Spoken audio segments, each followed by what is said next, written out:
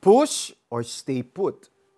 Are you working toward a goal or a dream na pakiramdam mo, nilagay ni Lord sa puso mo? Pero maraming buwan o taon na ang lumipas at hindi pa rin dumadating ang fulfillment nito. Pwede kang humugot ng inspiration kay Abraham. Sabi sa Genesis 12 na inutusan siya ng Panginoon na umalis sa nakagisnang bayan at pumunta sa Canaan. Kapag ginawa niya ito, ipinangako ng Diyos sa kanya na magkakaroon siya ng maraming anak at apo at magiging malaking bansa ang mga ito.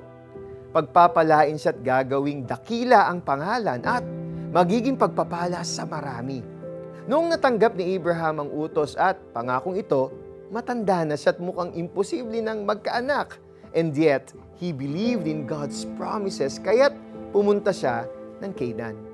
Pero alam mo ba na nagsimula ang journey ng pamilya nila pa Canaan sa tatay niyang si Terah? Sa dulong bahagi ng Genesis 11, mababasa ang tungkol dito. Kaya lang, nang marating nila ang Haran, nagdesisyon si Terah na magstay doon. Hindi na niya narating ang Canaan at doon na sa Haran namatay. But God spoke to Abraham to let him know that a better future awaited him in Canaan. Abraham had to choose between staying in a place that was comfortable enough or following God's instructions to go out to a strange land. As we read in the Bible, Abraham's faith was rewarded. And this reward carried over to many generations of his family as well. Kapag napapagod ka na, tandaan mo na you will not see the fulfillment of the amazing destiny that God set aside for you kung magstay put ka sa lugar na pwede na. Kaya push lang ng push hanggang marating ang lugar na tinuro at ipinangako sa iyo ng Diyos. Let us pray. Lord, napapagod na po ako. Natatakot na rin akong umasa kasi baka ma-disappoint lang ako sa huli. Give me the faith to believe that when you say something will happen, it will happen.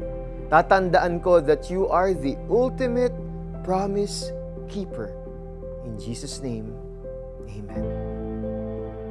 Ilista ang top 3 goals mo para sa buwan o taon na ito. Isulat ang practical steps na pwedeng gawin para ma-fulfill ang goal na ito.